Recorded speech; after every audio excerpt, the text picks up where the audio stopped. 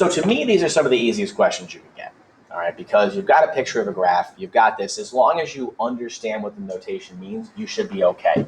So this first one right here means x is 0. What's y?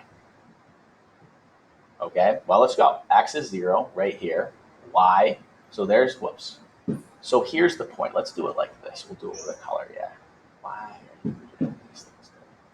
So there's the point right there. All right, and that black point is 0, 2, which means that y is 2. All right, so what's y when x is 0? This second one is x equals negative 3. What's y equal to? All right, well, 1, 2, 3 right there. So the point there is negative 3, 0. So y is 0. So f of negative 3 is 0.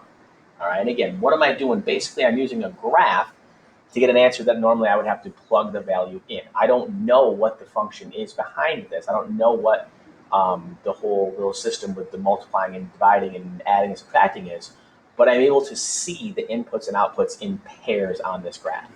All right, so now we get into the ones that usually cause more trouble. All right, so that means that y is equal to 1. What's x? And this is where there might be more than one answer. So y is 1 on this line right here.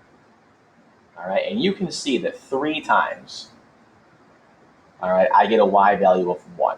All right, so x I can see is 1, 2, 3, and 6 for sure, because I have 3, 1, I have 6, 1, and then I have this other point. Now, it's not really perfect, but it's kind of right there, which looks like 1, 2 and a half. So negative,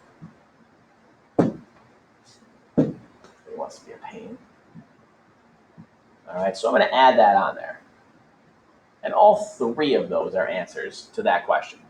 All right, and then finally, this one says y is negative 1. What's x? All right, well, negative 1 for y is right here, which means the only point that satisfies that is right there, which is 1, 2, 3, 4.